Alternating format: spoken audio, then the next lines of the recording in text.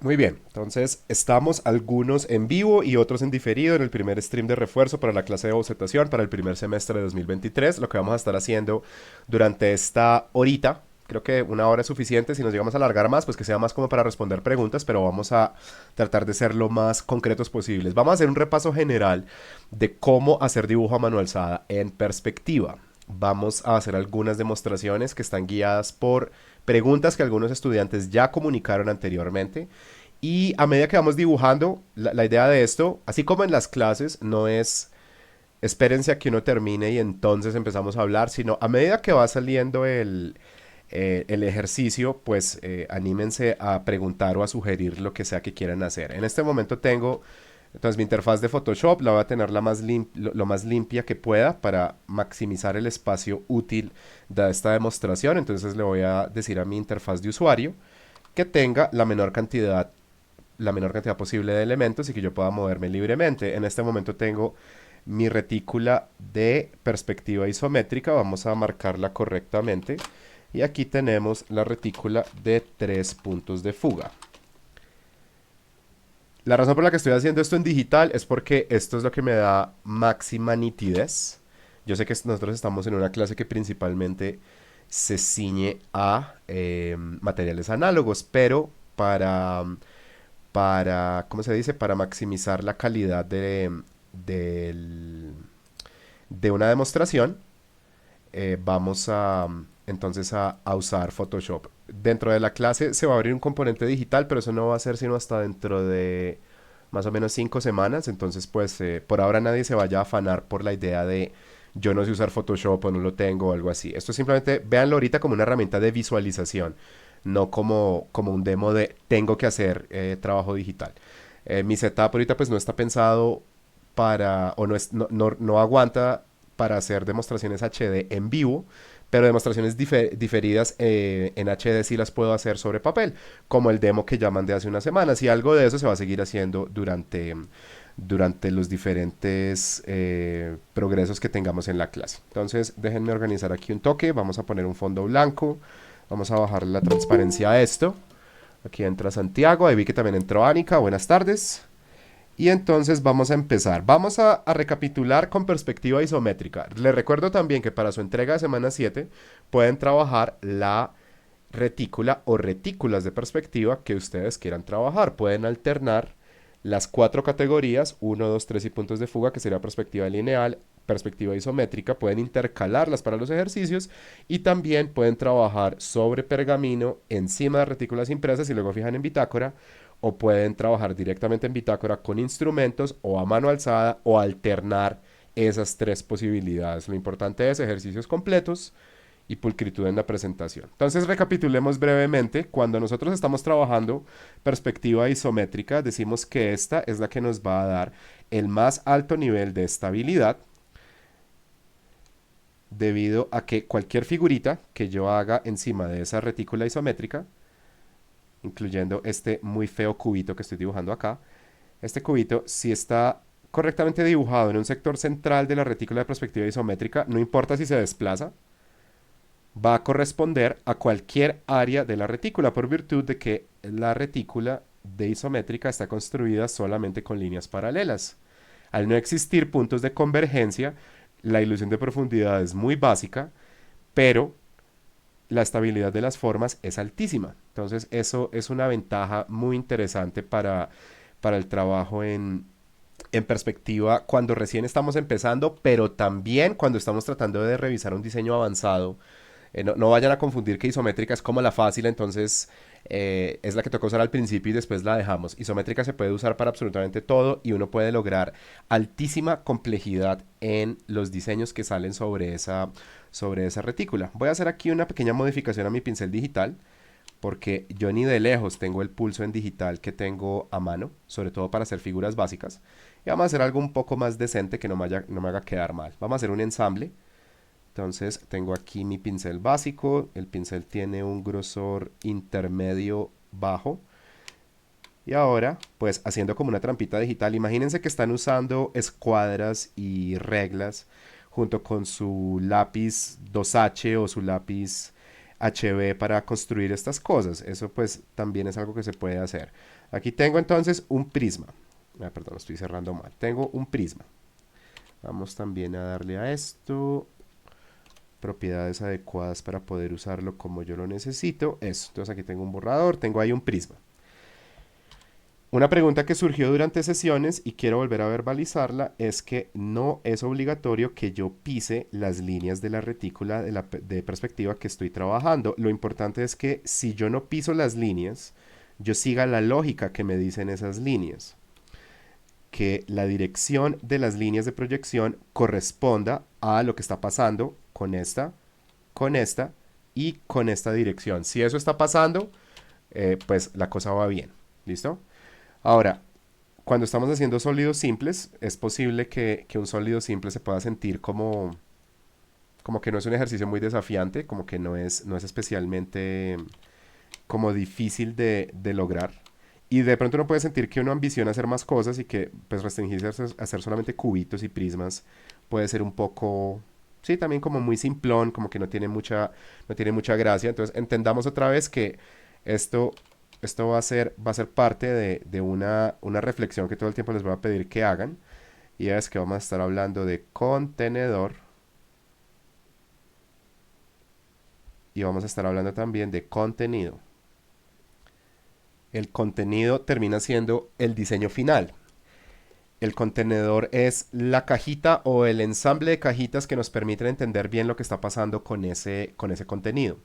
A varias personas les indiqué durante las clases de esta semana que no se lancen de una vez a tratar de hacer máquinas o personajes o letras muy complejas. Primero hagan una estructura coherente donde quepan esos temas y hagan la versión más simplificada que puedan de esos temas. Eso les va a ahorrar un jurgo de problemas durante la práctica de perspectiva, que es ya de por sí muy desafiante y no tenemos tanto tiempo para hacerla bien. Entonces vamos a hacer aquí un ejercicio para aprovechar el tiempo correctamente y no perdernos en reflexiones al aire.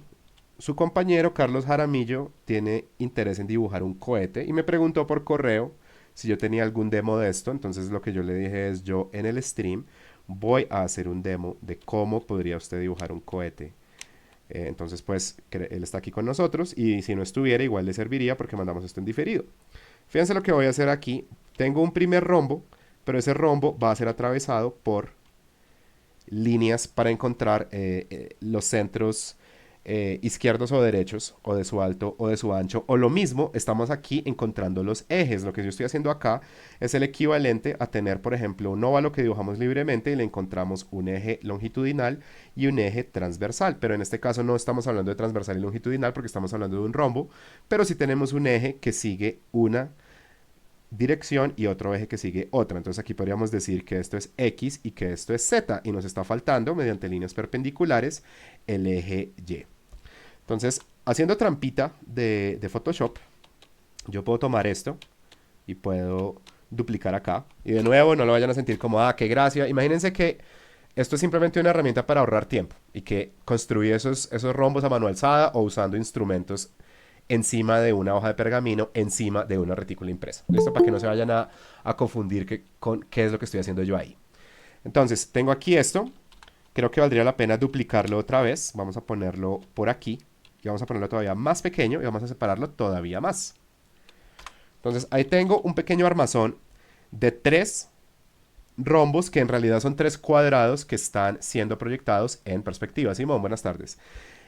Vamos a recordar también que el rombo en este momento se debe leer como la versión tridimensional de esta figurita. Y que al mismo tiempo un círculo, cuando se traduzca a 3 dimensiones, se va a convertir en un óvalo. Aquí va a pasar una cosa, no quiero que se alarmen. Cuando yo presiono en Photoshop la tecla R y le doy clic sostenido, yo puedo rotar la visualización del lienzo. Si presiono Escape, vuelve a la visualización normal. Necesito hacer eso porque como hemos estado hablando en clase, uno tiene ejes predilectos al momento de dibujar. Y el eje predilecto mío es este. Esta es la dirección. Una dirección que va de abajo hacia arriba, de izquierda a derecha, o en dirección opuesta. Pero si vamos de izquierda a derecha, de arriba hacia abajo, que es dibujar al revés, mi dibujo se vuelve un desastre. Entonces yo necesito estar constantemente haciendo esto. ¿Listo? Para que no se vayan a molestar o a confundir por qué es lo que está pasando, por qué está ocurriendo eso. Porque igual esto tiene que ser un demo de manual SADA primariamente. Entonces, ¿qué voy a hacer yo acá? Voy a ubicar esto en una situación que me sea favorable. Voy a cambiar de capas, imaginándome que tengo o varias hojas de pergamino o simplemente que usar varias capas me permite un margen de error un poquito más limitado. Entonces, ¿qué es lo que va a pasar a continuación? Voy a disminuirle la opacidad a esto como si le hubiera puesto una hoja de pergamino encima. Y ahora voy a empezar a dibujar acá un óvalo. Ah, y de hecho vamos a hacer una simulación que sea un poquito más legítima. Vamos a tener un lápiz de chequeo. Y después sí vamos a empezar a dibujar en tonos grises y tonos oscuros. Entonces con lápiz de chequeo voy a poder hacer un dibujo que sea muy tranquilo, donde sin buscar peinar la línea, tampoco voy a pretender, sobre todo porque en digital para mí va a ser imposible, hacer un óvalo perfecto. Pero lo importante es que ese óvalo tenga coherencia. En este momento, ¿qué significaría coherencia? Que esta curva y esta curva de acá se entiendan como que son mucho más pronunciadas que esta curva y esta curva de aquí. Si estoy logrando eso, ese óvalo va a tener una lectura adecuada. Tengan mucho cuidado, por favor. A veces uno indica la idea de que el óvalo está encerrado dentro de un rombo y que eso es un círculo y un cuadrado en tres dimensiones. Y las personas no tienen en cuenta que, por ejemplo, si hacen esto, pues eso no es un círculo que está siendo encerrado en un cuadrado. Eso es una forma más bien amorfa, valga no tanto redundancia, sino la apariencia absurda de esa frase. Pero la idea es que aquí seamos lo más estrictos que podamos con siluetas, empezando desde formas geométricas básicas. Acuérdense que esta semana hemos hablado mucho de cómo algunos sólidos empiezan a volverse como gelatinosos. A eso es a lo que hago referencia, que no, que si ustedes quieren dibujar un óvalo, sea un óvalo, que si es un óvalo más bien achatado, que sea eso. Y para eso precisamente es que lo encerramos dentro de un rombito. No para que si quiero hacer esto, pero me sale esto, entonces yo digo, bueno, todo bien, no pasa nada y todo queda bien porque no, por ahí no es. Entonces, ¿qué tengo yo en este momento? Tengo una estructura y unas primeras subestructuras donde tres rombos encierran a tres óvalos. Voy a elegir un punto cima y voy a empezar a hacer una proyección de curvas. Fíjense que a pesar de que casi todo esto, este armazón que estoy hablando, que estoy creando aquí, perdón, inspirado en la pregunta que hizo su compañero Carlos Jaramillo, aunque casi la totalidad de esto está creado con curvas, yo sigo trabajando formas inorgánicas. Porque aunque estoy trabajando principalmente curvas, su estructuración es tan estricta que esto se acerca más a lo construido que a lo que tiene una apariencia más bien libre, como pasaría, por ejemplo, con una forma de un ser vivo. Esto en la práctica, pues, ¿qué pretende ser? Un cohete, algo completamente producido por un proceso industrial. Entonces no vayan a confundir que porque hay curvas ya es orgánico, entonces, y sobre todo para que orgánico no se vaya a malinterpretar como, ¿cómo decirlo? Como que aleatorio queda bien. Igual todo toca estructurarlo correctamente. Entonces aquí tengo ya una forma de ojiva. Si yo hiciera la versión, y esto va a ser un poco redundante, pero este tipo de análisis es válido hacerlo, si hiciera la versión bidimensional de esta forma, lo que yo tengo acá no es ni ovalado ni completamente circular, sino es parcialmente curvo. Entonces lo que tengo, esta forma de acá, si alguna vez han visto, por ejemplo, arquitectura gótica o arquitectura islámica, o si han visto una bala, o si han visto un balón de fútbol americano, esa es una forma que es como una mezcla entre un triángulo como un triángulo de lados curvos, esa es la que llamamos una forma de ojiva. Los proyectiles tienen universalmente esa forma. Entonces tengo ya esto acá, porque les decía que esto puede ser un poco redundante, pero que igual no deja de tener validez, porque analizar esto me permite hacer un poco de cosas. En este momento pues ya hice la forma, ¿cuál es la gracia de hacer esto? Por ejemplo, este puede ser un análisis de qué forma debe tener la sombra proyectada, entendiendo que esto, si se encierra dentro de un rectángulo, me va a dar ya una solución posible para entender cuando esto se convierta en una forma horizontal que se expande, qué aspecto debería tener. ¿Listo? Ese tipo de análisis que de nuevo se hacen muy breves en Photoshop, pero todo esto se puede hacer a mano también y es una manera muy válida de explorar la espacialidad de un diseño que cada vez va ganando más complejidad.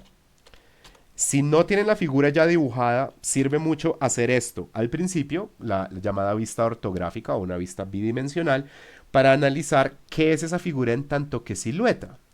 Y no solamente para revisar sombra proyectada, que siempre va a servir para eso, pero también para ver qué está pasando, por ejemplo, a nivel de proporciones, qué está pasando a nivel de las puntas que se proyecten por fuera de la silueta. Eso es un diagnóstico que es válido hacerlo. No es obligatorio, pero es útil siempre estar pensando de dos dimensiones y luego trasladarnos a tres dimensiones. Cuéntenme si hasta ahí me están siguiendo, por favor.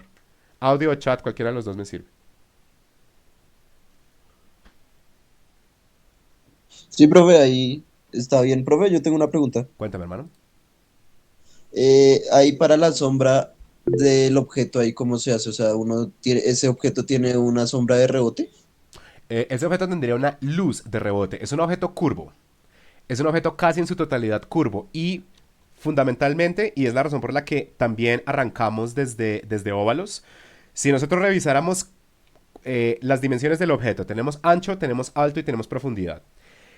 Nos damos cuenta que el ancho y la profundidad son esencialmente las mismas. ¿Por qué? Porque tenemos un óvalo que está circunscrito dentro de un rombo y ese rombo se nota que es un cuadrado cuando está visto en dos dimensiones. ¿Por qué estoy diciendo todo esto? Porque este óvalo de aquí y este óvalo de acá tienen una apariencia simétrica. No se nota como, por ejemplo, este óvalo que yo dibujé aquí.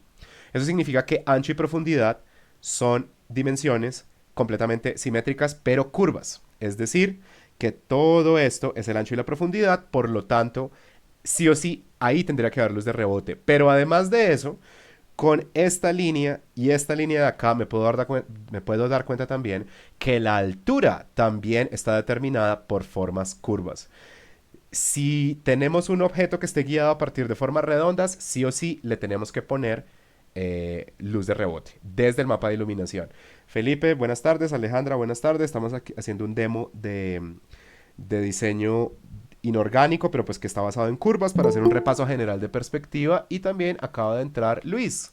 Luis, buenas tardes. Estamos haciendo un demo. Igual empezamos a grabar hace como 10 minutos y todo eso se publica esta noche y se les manda el link mañana por la mañana. Entonces, primero que todo, vamos a tener en cuenta que esto todavía no está terminado. O sea, yo todavía no tengo aquí el armazón completo, porque alguien podría decir, bueno, eso es una bala o de pronto es un gnomo de jardín o alguna cosa así. Esto como armazón todavía no está completo, entonces yo todavía no puedo hacer mapa de iluminación. Entonces, sigamos trabajando el diseño. Vamos a simular otro y vamos a hacer aquí como una paletica. Vamos a crear acá una capa. A esa capa la vamos a llamar paleta.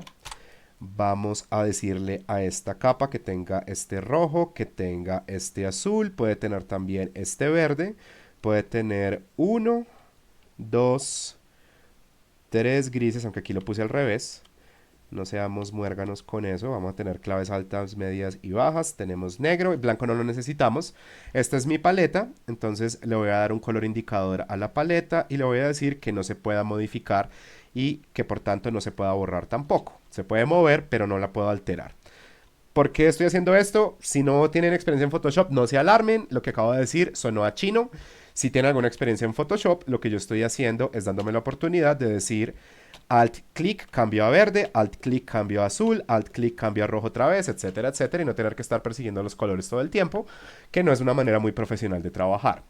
Entonces, ¿qué es lo que va a pasar a continuación? Vamos a cambiar a un hipotético lápiz azul, vamos a cuidar calibres de línea y vamos a empezar a darle más pistas de diseño a este cohete inspirado por Carlos Jaramillo. Entonces, fíjense que yo voy a empezar a poner aquí unas líneas envolventes. Aquí puse una primera longitudinal. Y aquí voy a poner una segunda longitudinal. Algunos de ustedes echarán cabeza y recordarán en la primera clase que yo decía pongan una sola longitudinal. Porque estoy poniendo dos. Porque voy a darme la oportunidad de poner pistas de diseño. No estoy poniendo longitudinales para simular 3D porque ya esto, sin las líneas azules, es una simulación tridimensional. Lo que estoy creando es nuevas áreas donde debo incluirle partes nuevas a este diseño. Entonces voy también a darle, creo que dentro Laura, voy a darle también a esto, puede ser con el lápiz verde, una simulación de líneas que están yendo por la parte posterior del diseño. Se pueden dar cuenta que algunas de esas líneas se empiezan a superponer entre sí, pero de nuevo, no se afanen. Aunque técnicamente una línea que pise a otra de esa manera sería una tangente, en este momento simplemente estoy analizando dónde habría recorridos curvos encima de la figura, no es más. Ahora vamos a volver al lápiz rojo. Acuérdense que esta rotación no es por molestar, es simplemente para darme un pulso que sea un poco más refinado, para no sacar líneas tan toscas como las que están acá. Entonces voy a crear acá dos sectores o dos límites para crear un sector. O sea, quiero que pase algo a esta altura.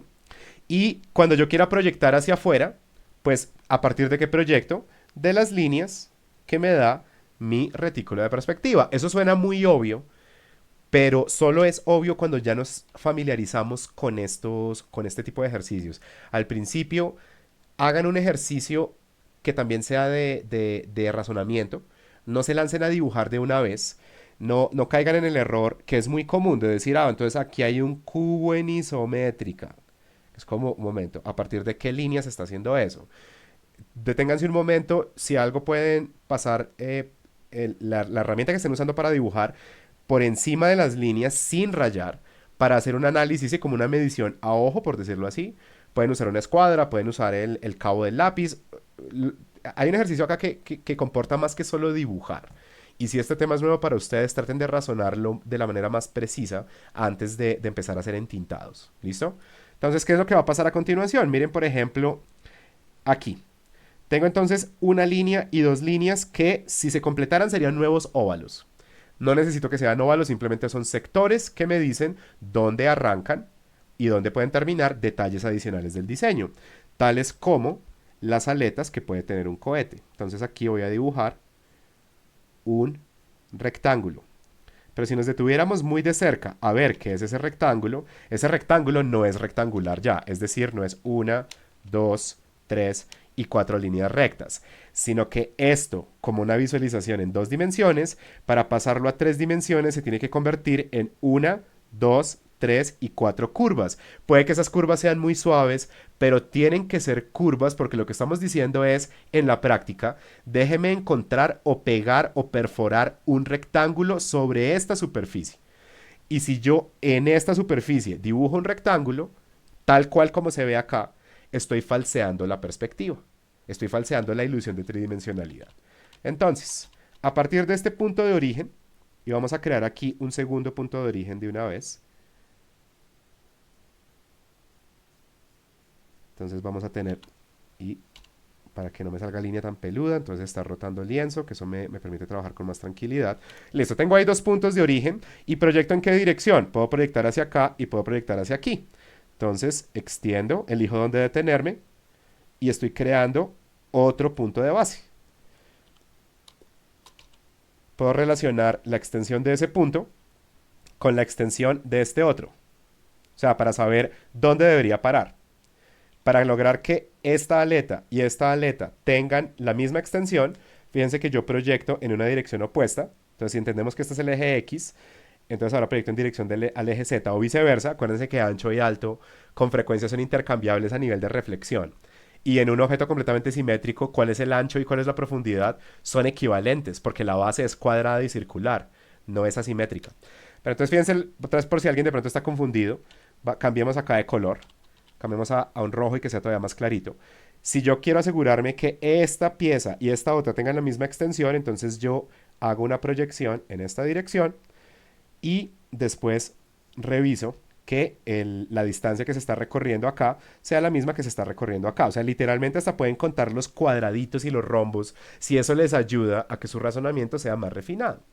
Cambiamos otra vez al azul y vamos a decirle a esto ahora que tenga una conexión, como yo no estoy tratando de que esto se entienda como un demo de dibujo técnico, que además, si un dibujante técnico ve esto que estoy haciendo yo, se daría cuenta de 10 errores que ya debo haber cometido, por ejemplo, con estas líneas verdes.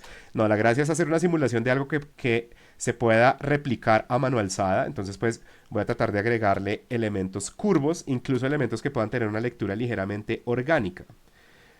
Entonces, eso mismo voy a hacer acá. Este punto de inicio lo voy a combinar con este punto de destino. Esta esquinita la voy a combinar con esta esquinita.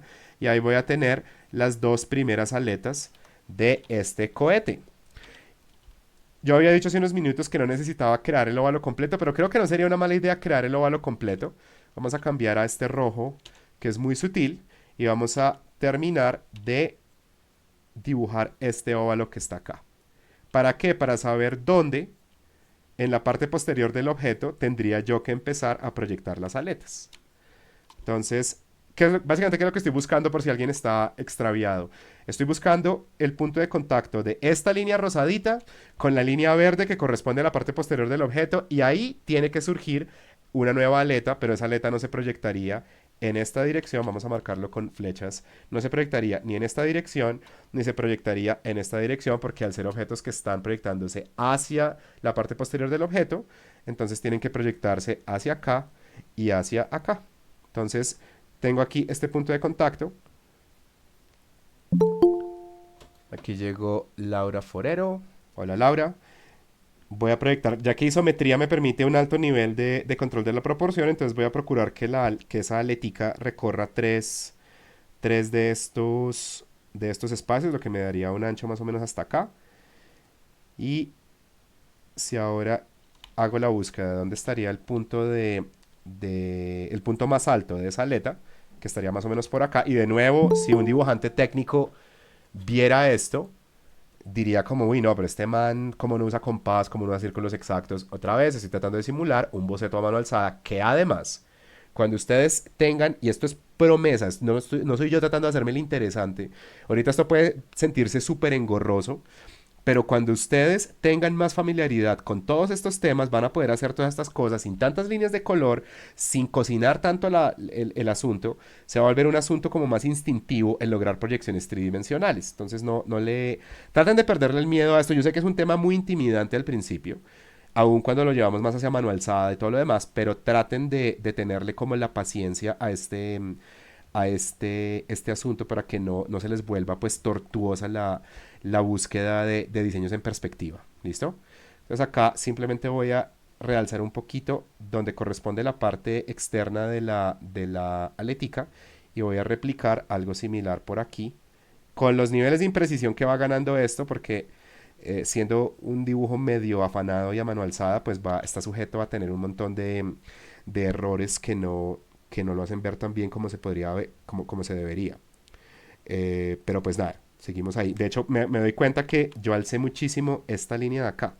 Esto valdría la pena corregirlo. O sea que estas aleticas, sobre todo esta de la izquierda, tienen un punto de inicio que es mucho más abajo, para que no se falsee la perspectiva. Entonces voy a sobre la marcha estar haciendo eso.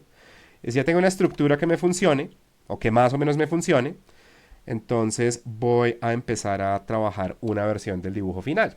Simulemos otra hoja de pergamino. Vamos a llamar a esto línea final. Y cambiemos a un hipotético plumón.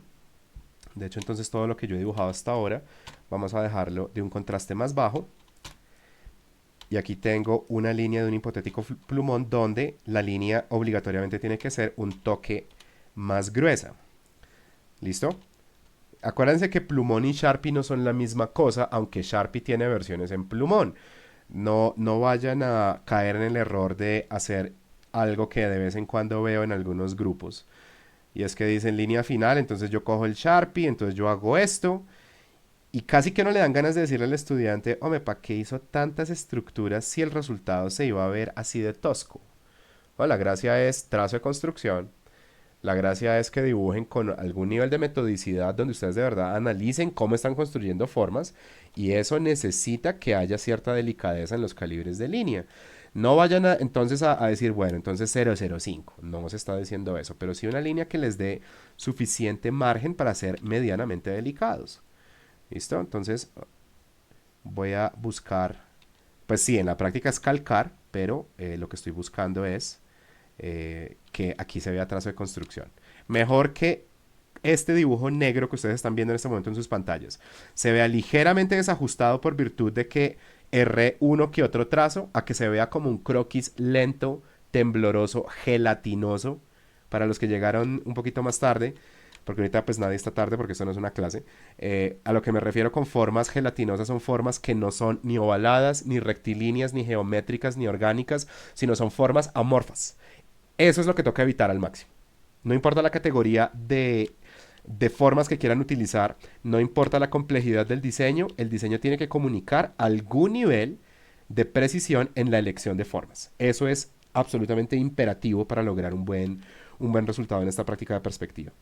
Entonces, mejor que ese trazo de construcción tenga uno que otro pelito, uno que otro descache, y eso es normal que pase, no se afanen por eso, pero eviten ese calco de croquis, que igual un buen calco, eso de pronto puede sonar un poco peyorativo cuando uno está diciendo que no parezca un calco de croquis. Un calco de croquis puede ser muy bien hecho, pero tiene que hacerse con cierto nivel de pericia en el pulso, y si todavía no lo tienen, entonces por favor pasen a trazo de construcción, que es, como ya se ha dicho y se dirá hasta el último día de clase, la piedra angular del curso. Si eso no se cultiva, pues no estamos haciendo nada.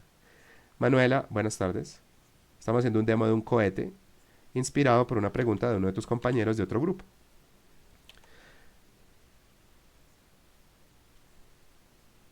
Cuando ya tenga los contornos de esta figurita, ahí sí puedo decir, saquémosle mapa de iluminación. Y el mapa de iluminación va a considerar no solamente la pregunta que hacía Miguel Ángel de qué pasaría con luz de rebote, sino también qué pasa cuando este tipo de aristas proyectan sombras no solo en el espacio, sino proyectan sombras dentro del mismo objeto. Y eso crea unos retos muy interesantes. Algunos se pueden volver inmanejables, pero siempre es interesante que ambicionen hacer más que un cúbito, ¿no? Que además, pues, el cubito sí lo puede aburrir a uno mucho, aunque al principio hay que hacerlos bien. No está de más recordarles, aunque idealmente la gracia es hacer todas estas cosas a mano alzada. Aquí sobre la marcha voy a ir haciendo unas correcciones de cosas que creo que me están saliendo mal en este dibujo. Aunque estamos buscando cultivar mano alzada, si ustedes creen que les va mejor haciendo todas estas estructuras preliminares en instrumentos, háganlas.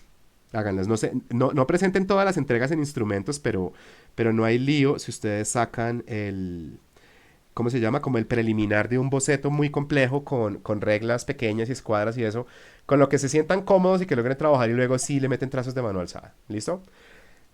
Entonces, estamos acá, vamos a ponerle algunas pistas adicionales de diseño. Estos ya son juegos míos. Kevin, buenas tardes. Esto ya pertenece más como a la ñoñería de cada uno. Entonces, por ejemplo, yo como alguien que tiene algún conocimiento de historia y me interesa muchísimo ese tema, puedo recordar que desde finales de la Segunda Guerra Mundial era un estándar, no les sabría decir exactamente por qué, pero era un estándar en el diseño de un cohete el que tuvieran ciertos canales y retículas pintados, tal vez para marcarlos a nivel de nomenclatura. Entonces había cohetes, tanto los que tenían los alemanes a finales de la Segunda Guerra Mundial como los de los gringos, que tenían retículas cuadradas y rectangulares en la punta. Se pueden dar cuenta que además esto no es completamente simétrico, tal vez valdría la pena corregirlo para pues no quedar mal. Eh, Vamos a buscar que sea más simétrico. Pero este detalle, o sea, si alguien dice como, ¿por qué está haciendo eso? Básicamente porque estoy jugando con el diseño y tal vez alguien diga, ¿no sería mejor hacer más demos? Y sí, técnicamente sí, pero simplemente quiero explorar un poco más lo que está pasando con esta figurita a nivel de narración. Pero no es algo que ustedes estén obligados a hacer. Entonces, acá, aquí, creo que ahí ya se ve mejor. Por acá, por aquí, por acá y por aquí. Y ya podemos parar con esa... Bueno, esta curvita también valdría la pena corregirla. No seamos tolerantes con errores tan graves de diseño. Y acá, ahora entonces le puedo crear uno y dos sectores. Y ahí entonces voy a aplicar tonos diferentes. Listo, entonces ahí tengo el bendito cohete este. Ahora necesito sacarle mapa de iluminación. Hagamos eso. Entonces vamos a ir con este lápiz azul y vamos a establecer qué es lo que está pasando en este diseño. También valdría la pena hacer una cosa. Entonces voy a duplicar la capa porque voy a hacer otra trampita. Voy a ocultar todas mis estructuras y voy a jugar con este diseño de tal manera que mi sombra proyectada exista completa dentro del formato en el que estoy trabajando. Entonces declaramos sombra proyectada y empezamos a explorar qué le pasa a este objeto a nivel de iluminación. Primero que todo, si es un objeto curvo, recuerden que no importa si es orgánico o inorgánico, vamos a declarar la existencia de una luz de rebote.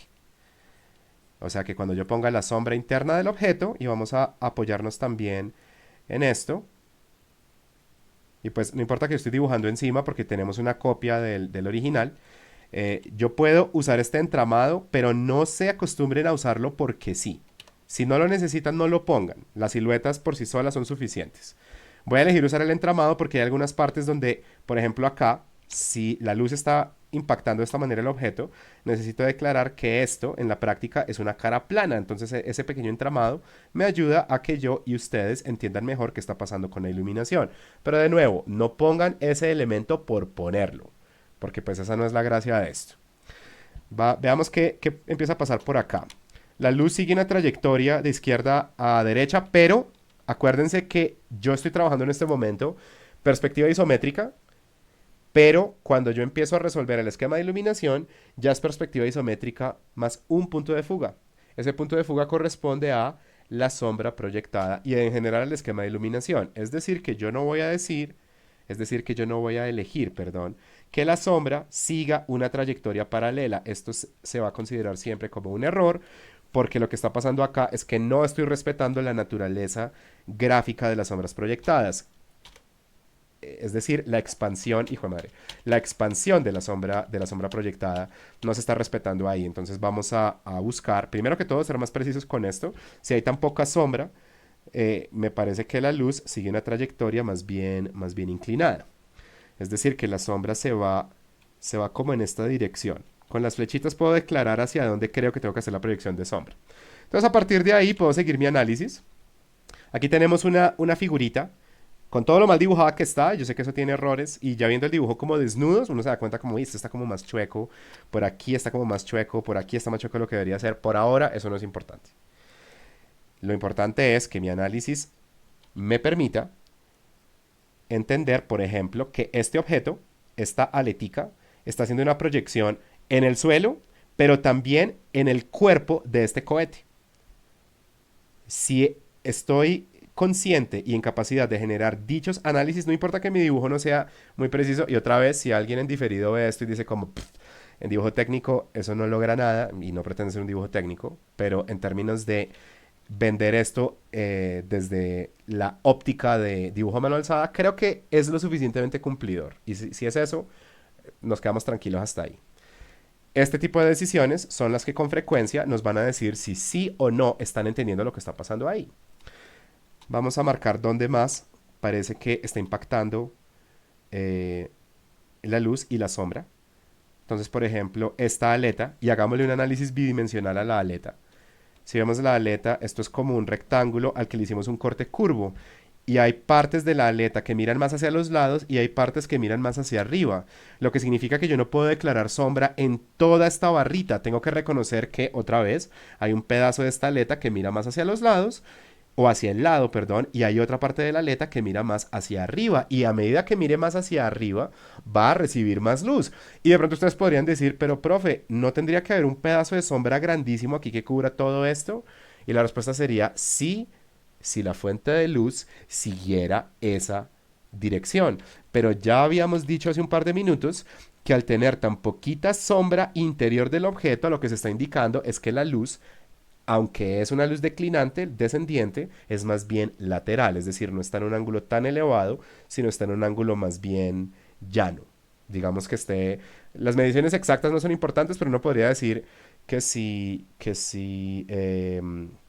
la línea de horizonte está a 0 y a 180 grados, esta luz debe estar por ahí como a unos 160 o algo así. ¿Listo? Es decir, es una luz como muy de temprano en la mañana o muy al final de la tarde.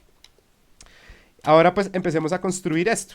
Y de nuevo, ahí es donde a veces uno empieza por accidente a decir como, no sé qué está pasando.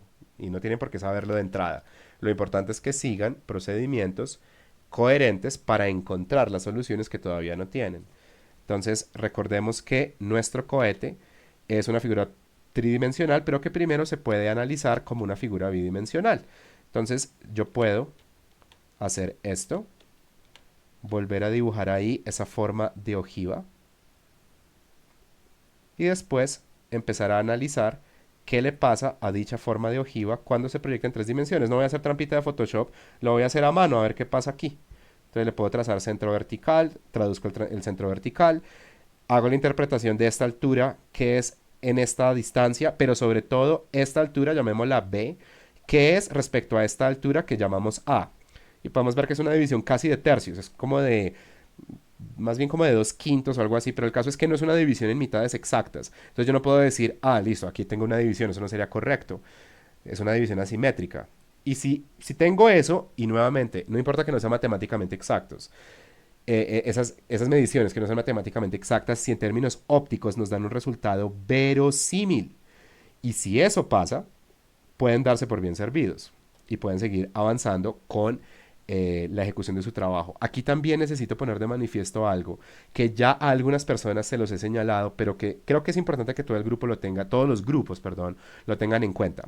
Cuando ustedes estén buscando la proyección de sombra, otra vez estamos buscando una legibilidad que en términos ópticos sea verosímil.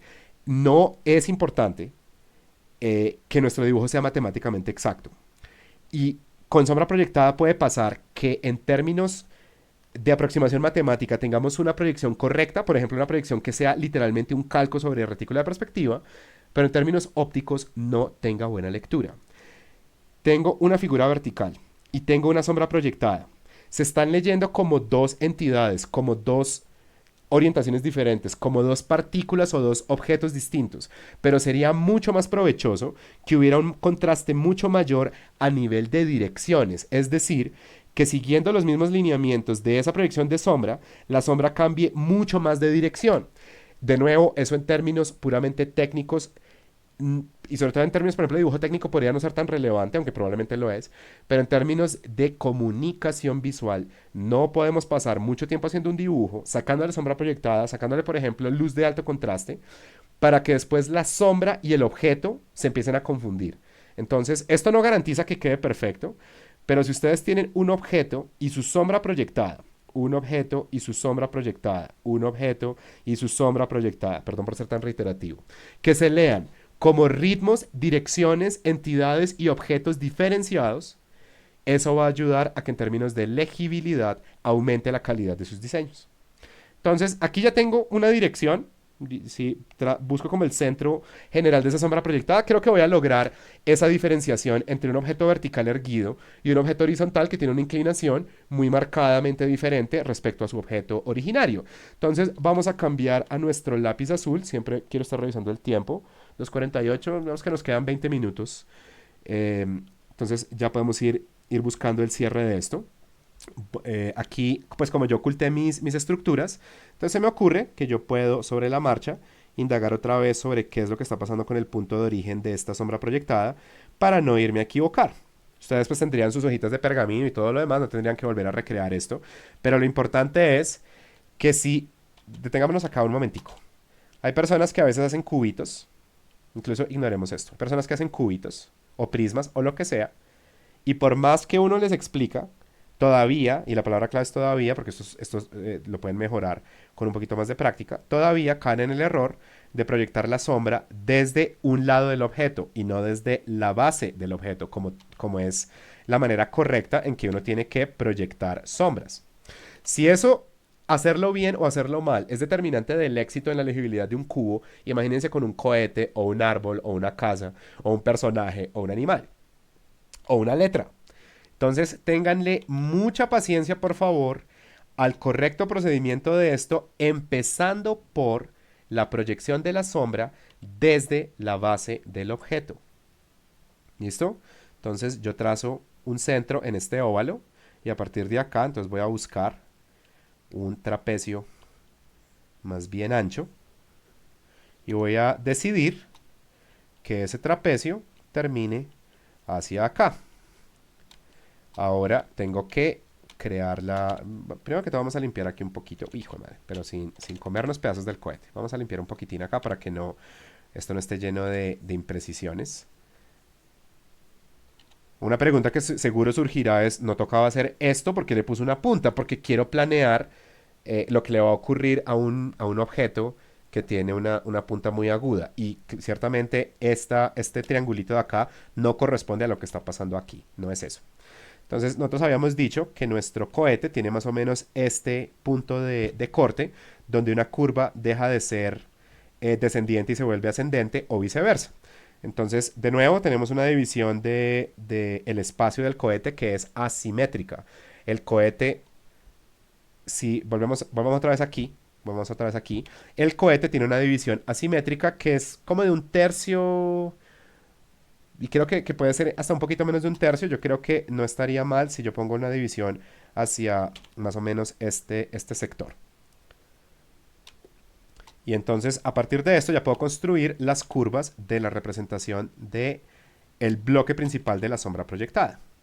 Entonces curva que va hacia afuera. De hecho, déjenme cambiar de color acá otra vez porque no quiero que vayan a malinterpretar al ver un montón de rayitas ahí todas puestas a la carrera. Entonces vamos a empezar acá suavemente con un verde un poco más oscuro. Vamos a empezar con curvas que van hacia afuera y luego van hacia adentro. Y la curva hacia adentro llega hasta esta puntica. Y nuevamente acá tengo una curva que va hacia afuera. Pero entonces una vez pasa este punto, tiene que empezar a cambiar de dirección. Ya no es una curva que se extiende hacia afuera, sino que se extiende hacia adentro y remata en una punta. Y ahora necesito resolver lo que pueda resolver de las aletas. Aquí ya resolví un pedazo. Y nadie se vaya a intimidar a hacer esta pregunta por más que yo vaya a hacer la siguiente explicación. A veces alguien dice, profe, ¿qué pasaría con esto? ¿Dónde se vería dentro de la sombra proyectada? Cuando uno ya tiene experiencia, uno se da cuenta como, no, ahí no tiene que pasar nada porque la sombra se está tragando esta aleta. Pero al principio puede ser el caso que uno perciba que esto habría que resolverlo aquí. Entonces, pues simplemente analicen qué se está proyectando hacia afuera en la sombra proyectada y qué hace falta. En este momento nos damos cuenta que esto al estar pisando esta silueta, pues no generaría una proyección, pero que esta aleta sí alcanzaría a generar un pedacito de proyección de sombra. ¿Listo? Y que probablemente esta de acá, esta aletica, valdría la pena que fuera una curva más sofisticada. Y en esencia, ahí, ¿qué tendría yo? Tendría prácticamente un mapa de iluminación. Creo que lo que estaría faltando es, ya que tengo tanto relajo de líneas, hacer esto. Tomar un plumón de pronto un poco más delgadito que el otro y reafirmar las líneas finales y de paso corregir si es necesario lo que sea que esté pasando o en la sombra o en algún otro elemento que yo sienta que esté quedando mal proyectado. Me doy cuenta, por ejemplo, que elegí por un lapsus de concentración una proyección muy pobre para esta aleta. Si esta aleta de acá, espérenme, no me muevo tanto, si esta aleta de acá se extiende tanto en el espacio cuando proyectamos la sombra, ¿por qué esta aleta se proyecta tan poco? Porque me distraje y yo soy un man atolondrado. Entonces ahí tengo que darme cuenta que esa aleta generaría una proyección también larga. Y ahí sí puedo seguir completando este no tan preciso, pero por lo menos en términos visuales, espero yo creíble mapa de iluminación. Si tengo eso, podríamos decir, ok, tenemos un cohete, se alcanzó a sacar una versión de mapa. Hay algo de ruido aquí, hay algo de relajo aquí, pero tenemos unas líneas negras que de manera suficientemente coherente, espero yo, venden la idea de qué hacer con un objeto que ya no es un cubito común y corriente. ¿Listo? Y ahí podríamos detener la demostración de esto. Mientras piensan preguntas, voy a ver dónde creo yo que faltan sombras. Me doy cuenta que por acá sí definitivamente faltaría agregar algo más de sombra. Y también valdría la pena declarar que aquí habría un tono medio, pero que eventualmente se volvería un tono alto. Y aquí también habría un tono medio muy suave. Y creo que eso es todo. Hay mejores cohetes, yo sé que los hay, pero por lo menos la lógica de esto espero que pueda ser de alguna utilidad para ustedes. Cuéntenme preguntas. Y pues yo empezaría por el doliente. Si todavía está Jaramillo con nosotros, ¿le sirvió en algo lo que se dijo durante esta demostración? ¿Le queda un poco más claro cómo puede empezar a buscar esta figura?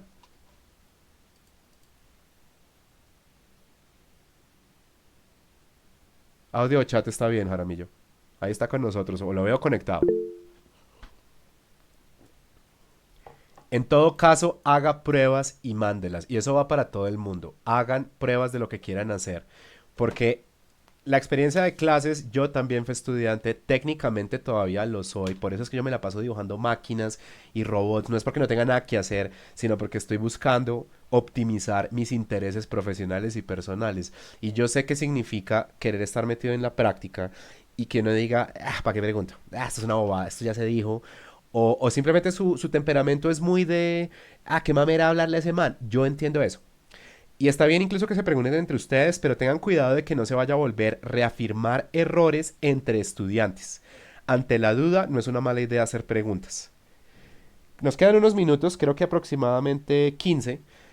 Podemos empezar a hacer algunas proyecciones nuevas. Cuéntenme si alguien tiene alguna pregunta que se pueda resolver mientras tanto. Voy a ir pasando a tres puntos de fuga. Yo tengo una pregunta. Cuénteme, Bueno, dos. Miguel Ángel. Eh, la primera sería como una recomendación más suya. ¿Qué figura orgánica usted recomienda hacer al inicio que no sea tan complicada? Yo creo que las formas básicas de los primeros minutos de la primera clase, Miguel Ángel, el cacahuate, el aguacate, la vejiga, el frijolito, eso creo que nos sirve. Juan Diego ahí llegó. Juan Diego, buenas tardes. Esto está quedando grabado igual, entonces mañana por la mañana puede ver todo lo que ya se dijo porque ya llevamos casi una hora de demo. De hecho, déjeme, espérame, si ve, yo empiezo a hacer freestyle y como que me empiezo a distraer, como que para que un cubo. Hagamos una de esas y mientras tanto diga la otra pregunta, por favor. Claro, profe. Si un objeto, o sea, esto ya es como re fuera del tema, profe, Fresco. Alright. pero pues, eh, ¿qué pasa si un objeto tiene una luz interna Ajá. aparte de la luz natural que uno le da? Ok, ese es hay un tema que tiene que ver más con composición. Por ahora yo le diría, suspenda, si va a hacer un ejercicio como ese, póngale pausa, pero es como cuando las personas en su grupo hicieron preguntas de cómo hacemos 5 puntos de fuga. Yo no uso eso dentro de la regularidad del curso, pero si hacen la pregunta, toca responderla. Hay un tema que se va a hacer en composición hacia semana 8 ya toca estar hablando de eso otra vez, y es que ocurre cuando en un espacio hay más de una luz y uno empieza a separar luz activa de una luz que es más ambiental. En este momento ustedes están apreciándome a través de la webcam y no se alcanza a percibir literalmente dónde están las fuentes de luz, aunque bueno, ustedes alcanzan a ver acá que hay una ventana, entonces sí se alcanza a ver una fuente de luz, eso es una luz ambiental, pero aquí arriba hay una segunda luz que es una luz activa, en este caso es un bombillo. Eso crea ¿cómo se dice? Representaciones de luz que son más complejas, son muy sofisticadas o mucho más sofisticadas, pero yo recomiendo que eso, que sí vamos a alcanzar a verlo en clase, lo pasemos cuando ya estemos haciendo escenarios y pruebas de composición. Ahorita le recomendaría que tratara de ceñirse a esquemas lo más básicos que pueda porque esto ya de por sí es complicado. ¿Listo? No, sí, sí, señor, sino que tenía la duda. Muchas gracias, No, profe. todo bien. Y acuérdense que la idea nunca va a ser, no, no, no, no, no, no hagamos eso, sino pongámosle pausa, pero sí vamos a explorar eso en clase, porque si tienen la inquietud, tenemos que tratar de resolverla en clase. Fíjense lo que va a pasar acá. Su compañero Miguel Ángel hizo una pregunta poderosísima. ¿Qué hago yo con figuras orgánicas en proyecciones tridimensionales? Estoy ahora trabajando en 3 puntos de fuga y ya tengo un rombo. Ese rombo ya ha sido cruzado para poder ponerle dentro un óvalo. Vamos a ponerle el óvalo de una vez. Acuérdense que la gracia no es que esto se vea perfecto, pero que tenga lógica. Y la lógica de un óvalo dentro de un rombo, en el caso de estas proyecciones que estamos haciendo, es que esta curva, que también se duplican acá y acá, nunca pueden ser iguales. Si ustedes al tratar de encerrar un óvalo dentro de un rombo producen algo que parece más bien un círculo, pues no están haciendo nada. Pero ese tipo de cosas pasan. Yo lo he visto en clase, que hay gente que dice, tengo aquí un rombo y usted nos dijo que le metiéramos dentro de un óvalo, entonces yo hice esto. Era como, ¿what? Eso no se hace. Pero no lo estoy diciendo como una recriminación. Lo que está pasando acá es que no se está respetando la lógica de por qué dibujamos primero un rombo. Dibujamos primero un rombo para establecer dos cosas. El límite, permitamos una pregunta un poco rebuscada, geográfico de ese rombo. Y tan importante como eso, la orientación que tiene ese rombo. Esto que estoy haciendo yo acá también se puede hacer sin retícula de perspectiva. Pónganle cuidado a esto, por favor.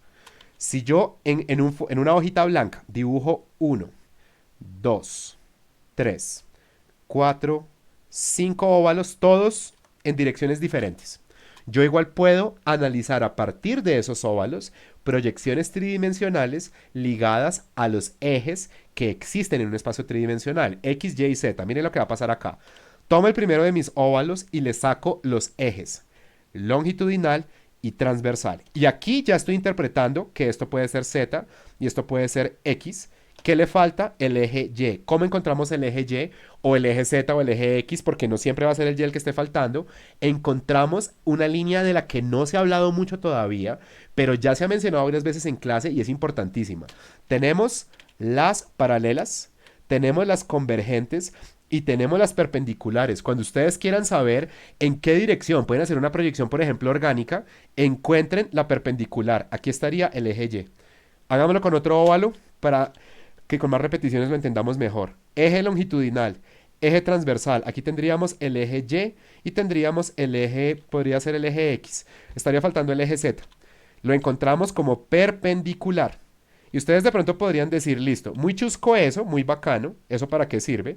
Sirve, por ejemplo, para entender cómo sería una proyección de un cilindro donde esta línea, los más observadores entre ustedes ya se darán cuenta, son convergentes, no son paralelas. O sea que yo acá, en este muy mal dibujado y muy básico cilindro achatado o moneda gorda, ya estoy generando una proyección de 3 puntos de fuga donde no hay una sola línea guía de perspectiva. Yo las estoy creando con ese óvalo. Otra pregunta que ustedes de pronto podrían hacer es, ¿y yo cómo sé cómo sacar la perpendicular? Hay maneras de hacerlo. Esto, ya saben, yo todo lo que digo en clase tiene una razón de ser. Así a veces yo haga pantomimas y diga tonterías.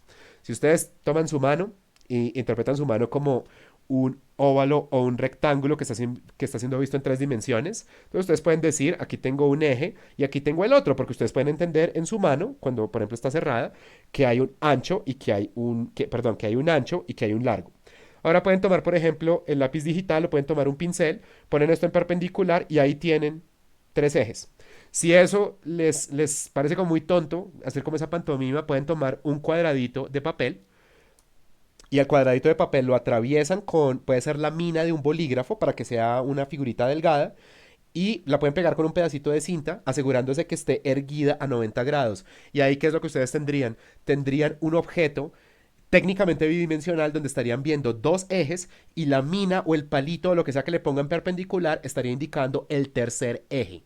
¿Por qué les digo que eso se puede hacer? Porque así como puede servir ponerle un hilo encima a un baloncito o a una fruta para entender visualmente qué son las envolventes y cómo dibujarlas, puede ser útil generar de manera física la representación de perpendiculares en objetos técnicamente bidimensionales, aunque en realidad no lo sean, para entender por qué saco un eje longitudinal, saco un eje transversal y después encuentro en la perpendicular el eje que está faltando y por qué a veces estas líneas se parecen más y a veces se parecen menos. ¿Listo? O sea, aquí prácticamente terminaron siendo las mismas, las que corresponden al eje Z y la línea perpendicular del eje Y, pero acá sí son diferentes. Aquí tendríamos el eje Z, aquí tendríamos el eje Y y aquí podríamos decir que tenemos el eje X. Eso que estoy haciendo yo es una reflexión para tratar de comunicarles que ustedes pueden valerse de otras cosas que no sea una retícula muy extensa, sea impresa o sea una que ustedes hacen con instrumentos, para poder hacer estudios de perspectiva. Volvamos a hablar de figuras orgánicas. Entonces voy a copiar esto y a ocultar la otra capa. Recuerden también que este óvalo que está siendo encerrado en un, perdón, en 3 puntos de fuga, yo no puedo cambiarlo aleatoriamente de posición. Yo no puedo decir, no, es que quiero hacer la proyección aquí. Yo ahí tendría que recrear ese óvalo encerrado en un rombo y ponerle las líneas que marcan eje X y eje Y, porque no habría longitudinal y transversal, porque sería completamente simétrico. En 1, 2 y 3 puntos de fuga, donde hacemos la proyección, sí cuenta. Su compañero Miguel Ángel, retomemos, hizo una pregunta extremadamente pertinente, porque uno puede entender de manera libre que, listo, entonces uno tiene el gusanito, el frijolito, toda la vaina, y entonces uno le mete las envolventes y uno tiene una figura 3D, pero esto, vincularlo dentro de estos ambientes, al principio podría parecer confuso, aunque en realidad es muy sencillo. Miren por favor lo que va a pasar acá. Tengo esta base, cambiamos al hipotético lápiz de chequeo. Entonces a partir de esta base yo voy a empezar a hacer líneas de proyección. Esas líneas de proyección van a ser curvas. Entonces voy a decir proyectemos hasta acá y proyectemos hasta acá. Y ahí vamos a encontrar dónde podría ir un nuevo óvalo y nos vamos a inventar una forma semicilíndrica, pero que tiene una apariencia más bien hacia lo orgánico. Ahora vamos a duplicar ese mismo óvalo y cuando ustedes quieran hacer este tipo de cosas, aquí me voy a inventar una perforación. Ustedes literalmente pueden hacer esto que estoy haciendo yo, que es decir, pueden construirlo a la vista o podrían dibujar un rombo. Pero bien atentos a esto, porque a veces yo sé que como hay tanta información, hay ciertos procedimientos que se pueden empezar a sentir como, es que la tarea es así. Si ustedes a la vista pueden generar una nueva silueta para simular una perforación, que de hecho no es una nueva silueta, son dos, porque es este óvalo y es este pedacito de un segundo óvalo y ahí ya surgió una perforación. Si eso a la vista queda bien, otra vez, esto es una clase de bocetación, no pasa nada, no vayan a malinterpretar que es que todo tiene que estar encerrado en rectángulos y en óvalos y en rombos, no se trata de eso, se trata de nuevamente entender que si yo no sé cómo se vería un óvalo proyectado en tres dimensiones en esta retícula de perspectiva, primero busco el rombo, luego encierro el óvalo y a partir de ahí puedo seguir haciendo el resto de la proyección. Esto es una herramienta de visualización. No es algo que uno tenga que dibujar sí o sí, pero al principio, si no entendemos qué estamos haciendo, lo dibujamos y nos queda mejor. ¿Qué tiene todo esto que ver con lo que preguntó Miguel Ángel? Ya mismo espero que les quede claro. Usando mi lápiz verde, voy a simular que aquí dentro hay una base ovalada y a partir de esa base ovalada, fíjense lo que yo voy a hacer. Voy a encontrarle los ejes, aunque no es que sea obligatorio hacer esto, y voy a generar aquí una pequeña curva hacia afuera, o sea, o más bien hacia la derecha, y ahora va a cambiar de dirección y cuando cambia de dirección, cambia también de extensión y vuelve otra vez a cambiar de dirección y se va hacia arriba. Pero yo, aquí lo que estoy empezando a hacer es una proyección libre, pero no estoy haciendo algo aleatorio, porque estoy diciendo que aquí, donde estoy poniendo este tachonado, está el origen de esta figura claramente orgánica, y esta figura claramente orgánica está siendo enlazada mediante este punto de inicio con esta forma semicilíndrica y esta forma semicilíndrica al estar correctamente proyectada en este ambiente de perspectiva, entonces me va a permitir que esto y esto se sientan correctamente vinculados y correctamente proyectados. Eso pasado a limpio, ¿qué significa? Que cuando ustedes proyecten figuras orgánicas, traten de que por lo menos un piecito esté conectado con el resto de la retícula de perspectiva. Y si eso es así, generalmente la proyección, no importa lo libre que sea, se va a leer bien. Fíjense ahora lo que va a pasar. Extiendo hacia la izquierda, ahora extiendo hacia la derecha y crucialmente voy a jugar de manera lo más cuidadosa que pueda con cambios de grosor. Una forma orgánica, en este caso como una especie de planta, se tiene que leer orgánica, se tiene que leer como que tiene un ritmo, un desplazamiento, una fluidez que corresponda con una forma de la naturaleza. Nadie se vaya a sentir ofendido si le llega a pasar esto, pero los prevengo para que ojalá no les pase. Supongamos que alguien quiere hacer un pulpo y se inventa para acá un tentáculo y el tentáculo sale de manera aleatoria donde los grosores cambian de manera aleatoria. Esto no parece un tentáculo, parece más bien como una longaniza o una bolsa de leche muy delgadita o una manguera desinflada. El ritmo orgánico de la figura se va a empezar a perder. Entonces, cuando ustedes tengan ramas de árbol, brazos, piernas, patas, cuernos, alas, busquen que haya una lectura armónica de esas figuras. Pensar en caligrafía no es una mala idea. En caligrafía tenemos valles y crestas y tenemos líneas que son gruesas, luego se hacen delgadas y luego se hacen gruesas otra vez, o primero son delgadas, luego son gruesas, luego se hacen delgadas otra vez. Esa es una manera de darle un ritmo y una lectura muy coherente a figuras orgánicas. Si lo necesitamos, le ponemos las envolventes. Creo que esto no sería una mala idea para que nuestro mapa de iluminación tenga una muy alta coherencia. Y ahí yo ya podría decir, tenemos un ensamble. ¿Qué le faltaría a esto? Establecer el mapa de iluminación. Establezcámoslo. Entonces tengo aquí este lápiz o bolígrafo azul y voy a procurar crear un mapa de iluminación. En este caso que se ciña a las líneas envolventes, pero ya saben que eso no es obligatorio. Y como es una figura curva, sí o sí, eso sí está escrito en piedra, tiene que tener luz de rebote. Y si no lo tiene, el esquema de iluminación, el mapa de iluminación, perdón, está incompleto. ¿Listo? Con eso vamos a tratar de ser cada vez más estrictos, tanto yo a nivel de revisión como ustedes en su práctica. No toleren que un objeto curvo no tenga luz de rebote, porque cuando llegan a iluminar, sobre todo si es iluminación de rango completo, van a falsear por completo el esquema de iluminación. Entonces, por eso es que es importante que respetemos ese principio. Vamos a ponerle aquí sombra proyectada.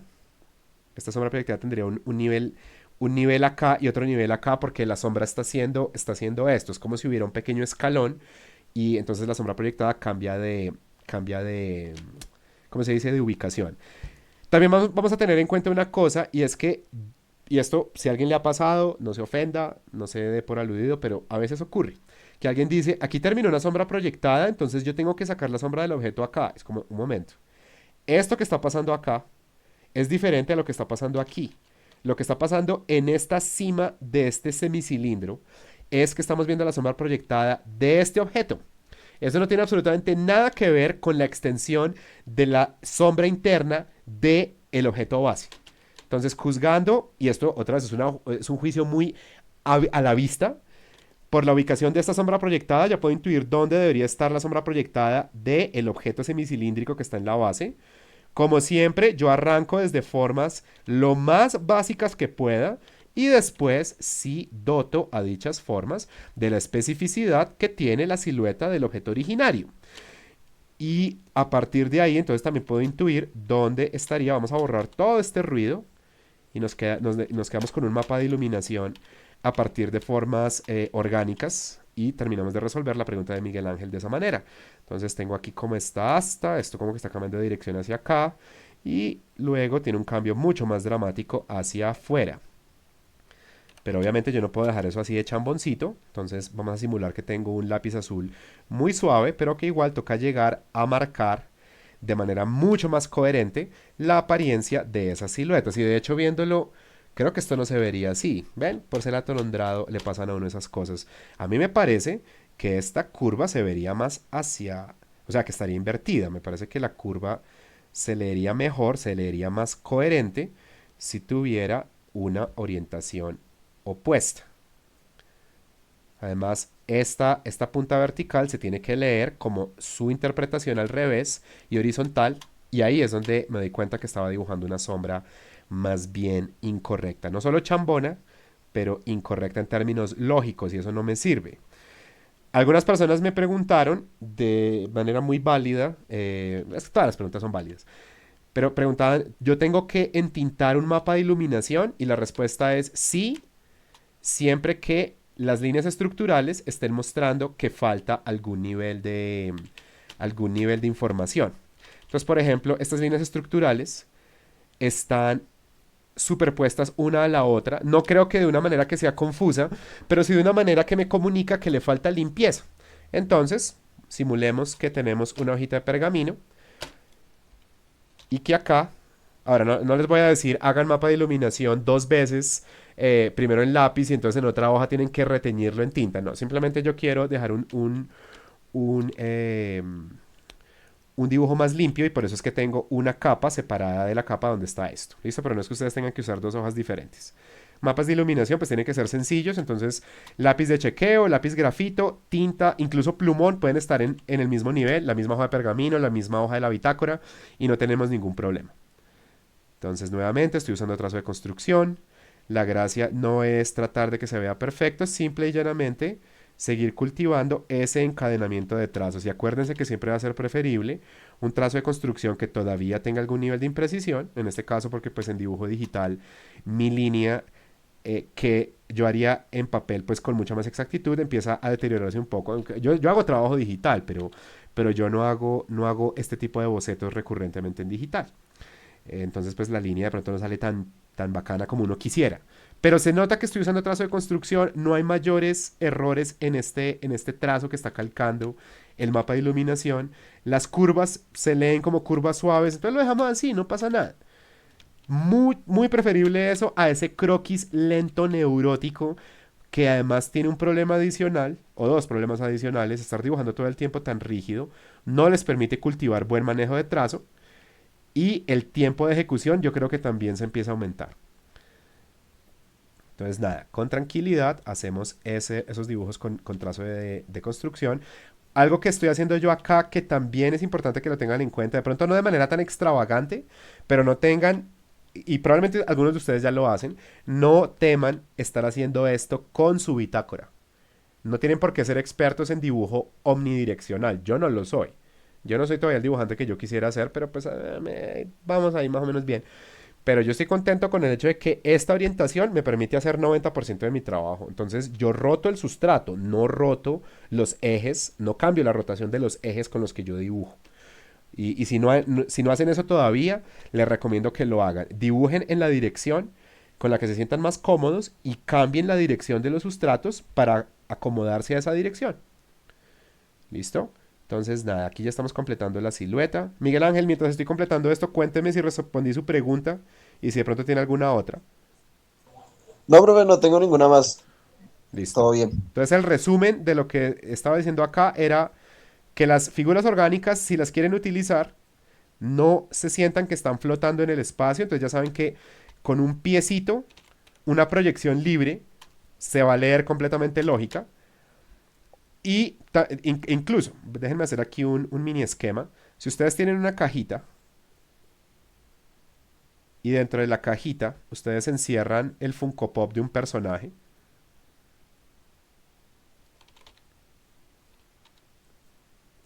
¿sí? O sea, uno entiende que esto tiene correspondencia lógica con esa cajita.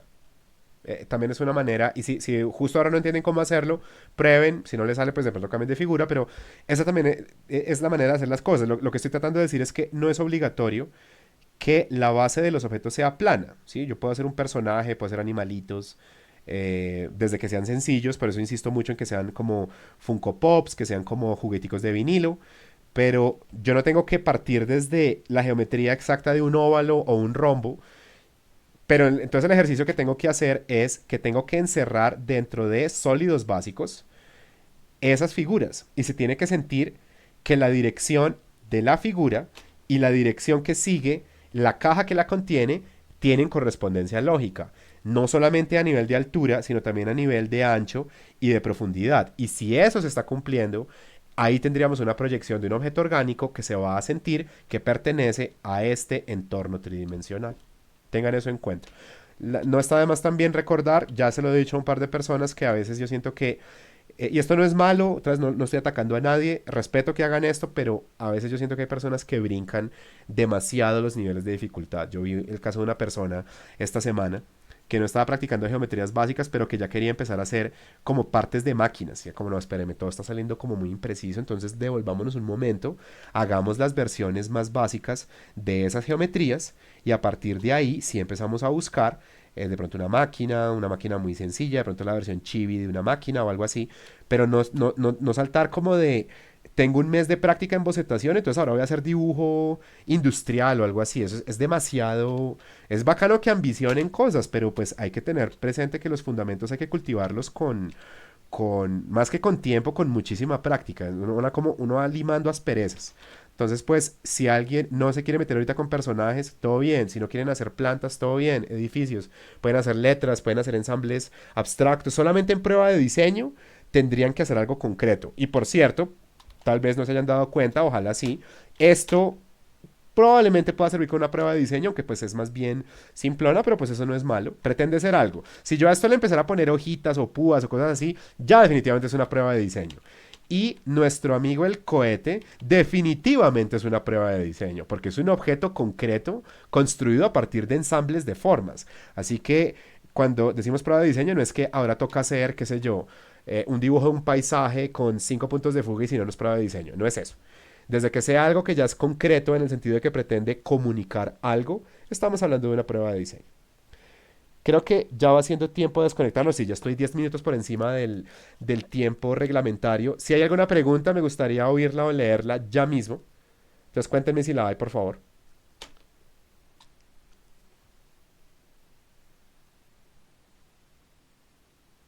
Eso pasa con frecuencia. Entonces, si no hay preguntas, despidámonos.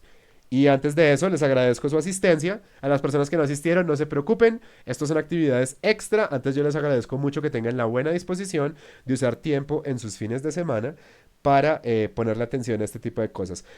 La idea nunca es que tienen que participar. Dense cuenta que aquí no se ha dicho nada que no se haya dicho en clase, pero podemos ser más granulares, más desmenuzados al momento de explicar las cosas. y explicarlas de manera más detallada también a nivel de acercamiento. Por eso estas cosas son valiosas. De vez en cuando les voy a decir, hice un video, aquí está, pero no tenían que participar, lo hice en diferido. ¿Listo? No puedo garantizar que todas las semanas podamos hacer esto, pero siempre que sea posible, anuncio que hay stream y tratamos de hacerlos hasta más corticos. Muchas gracias, despidámonos pues y que tengan un excelente fin de semana. Gracias, profe. Feliz día. Gracias, Gracias, profe. profe. Gracias, Chao. profe. Bye. Hasta Chao, luego. profe. Gracias. Cuídense todos, recuerden que pueden mandar preguntas al correo y las responderé en el tiempo más prudencial que pueda. Nos vemos la próxima semana. Ojo con la pulcritud, eso es lo más importante ahorita, junto con ejercicios que estén completos en términos de cantidad y parámetros.